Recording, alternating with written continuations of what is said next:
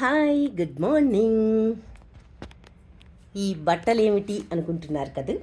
ఇవన్నీ మేము చార్ధామ్ యాత్ర ముగించుకుని వచ్చిన తరువాత ఇవన్నీ వాష్ చేసి గంజి పెట్టి ఇదిగో తీసుకెళ్ళిన అంబ్రిల్లాస్, హ్యాండ్ వేసుకున్న గ్లౌజ్, థర్మల్స్, తర్వాత రెయిన్ కోట్స్, జర్కిన్, టోవెల్స్,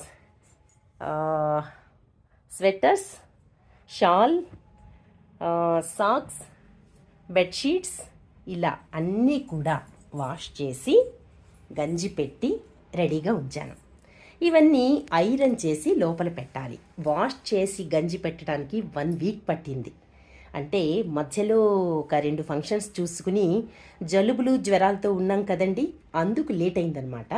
ఇగో మేము ఈ బ్యాగ్స్ కేదార్నాథ్ వెళ్ళినప్పుడు గుర్రాలు అవి ఎక్కినప్పుడు వీటిల్లో కొన్ని తినుబండారాలు అవి పెట్టుకుని పైకి ఎక్కామన్నమాట గుర్రాల మీద నుంచి. ఇవి కూడా వాష్ చేసి పెట్టేశాను.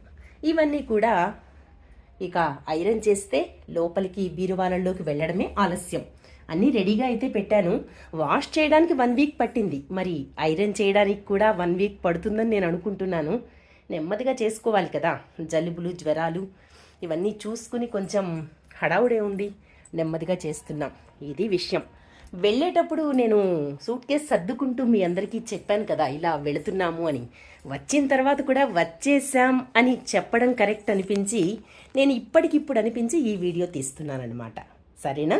ఓకే. ఇంకా చాలా వీడియోలు ఉన్నాయి. కేదార్నాథ్, బద్రీనాథ్, గంగోత్రి, యమునోత్రి గురించి ఒక్కొక్కటి పెట్టుకుని వస్తున్నాను. కొంచెం హెల్త్ సహకరించడం లేదు, వాయిస్ ఇబ్బంది పెడుతోంది, దగ్గొస్తోంది, ఇలా రకరకాల కారణాలతో మధ్య మధ్యలో చిన్న చిన్న ఫంక్షన్స్ ఉంటాయి, వాటన్నిటికీ అటెండ్ అవుతూ ఉండాలి.